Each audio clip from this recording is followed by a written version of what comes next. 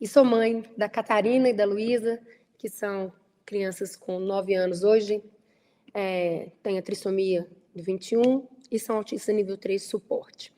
E hoje nós vamos discutir uma questão que ela vai muito além do direito tributário, né? Nós estamos discutindo a visão constitucional do conceito de deficiência, né? Parece que o Estado brasileiro agora, né, ele resolveu hierarquizar a deficiência. Então, o Estado está inquirindo, né, se as pessoas são pessoas com deficiência o suficiente para receber a tutela do Estado. Isso é inconstitucional. Isso é uma aberração jurídica.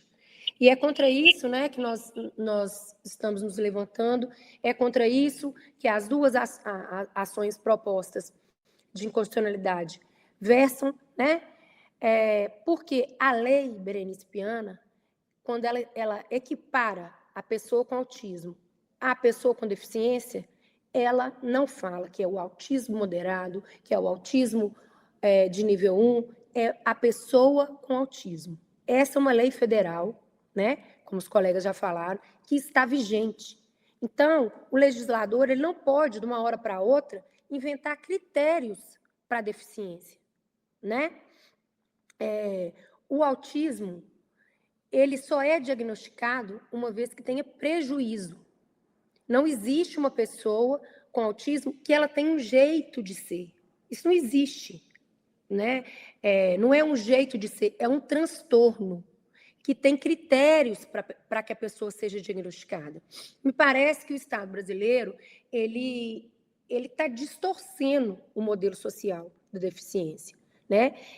Ele está ignorando a medicina. Nós não podemos ignorar saber nenhum. Quando a gente fala que não queremos voltar ao modelo médico, é porque o modelo médico só considerava a limitação que a pessoa tinha. Focava no corpo do indivíduo. E hoje, com a convenção, o que é deficiência? É o resultado daquele impedimento que a pessoa tem com as barreiras que existem na sociedade.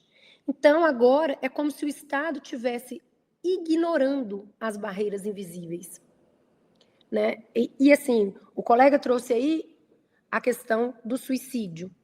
É uma população que tem um índice de 10 vezes mais suicídio do que a população típica.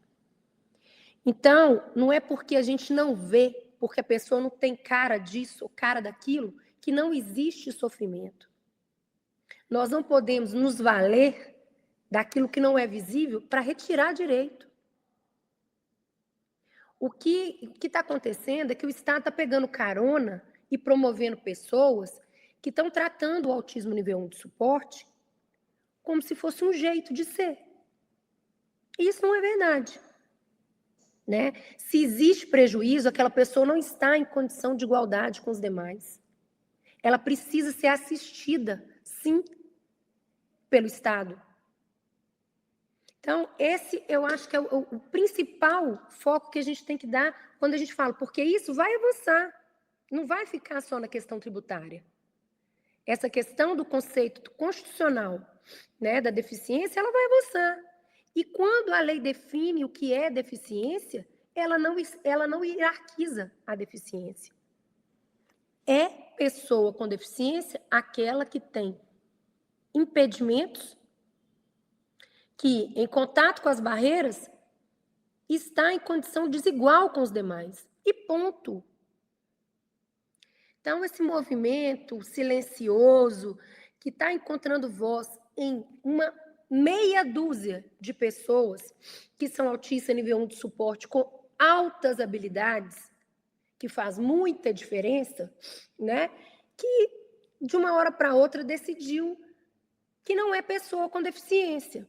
O governo está encontrando nesse discurso que é perigoso, que deve ser opinião pessoal. Eu acho que essas pessoas deveriam rever se realmente elas estão enquadradas no espectro. Porque se você não tem prejuízo, se você não considera ter prejuízo, você nem autista deveria ser. diagnosticado como autismo. Então, é uma questão muito relevante que a gente precisa debater, sim, enquanto comunidade autista, enquanto sociedade, se a barreira invisível ela pode ser desprezada. Porque quando o autista ele vai aí para uma avaliação, né, a pessoa com autismo, para uma avaliação biopsicossocial, o que a gente está querendo ver ali, né, o que quer trazer à luz, nesse momento, não é invalidar diagnóstico, porque a avaliação ela não se presta a isso, invalidar diagnóstico do indivíduo. Ela se presta a mostrar os impactos do impedimento que ele já traz, que ele já foi diagnosticado. Quais são os impactos, né, que isso causa na vida dessa pessoa? Então, a gente tem instrumentos de avaliação que eles não estão sendo usados de uma forma neutra. Eles estão sendo usados numa sociedade altamente capacitista, sem conhecimento, sem preparo, sem capacitação, por pessoas, né, fora da área do autismo, fazendo perguntas que não vão trazer a dificuldade do indivíduo. Se eu perguntar para uma pessoa autista, né, nível 1 de suporte, se eu fizer essa pergunta, você consegue andar de ônibus sozinho? E a pessoa me responder sim, ele vai lá e pontua na avaliação biopsicossocial. Sim, 100 pontos. Mas ele não perguntou. Você consegue entrar num ônibus cheio? Como que você chega ao seu destino se você embarcar em um ônibus cheio? Qual é o prejuízo que você tem quando você perde 1, 2, 3 ônibus porque estava cheio? O que acontece se você embarcar no ônibus cheio? Qual é a sensação que você tem? A pessoa chega lá totalmente desregulada no destino que ela vai. Se ela conseguir embarcar, ela pode chegar a fazer ânsia de vômito pelo aquele tanto de cheiro diferente, né?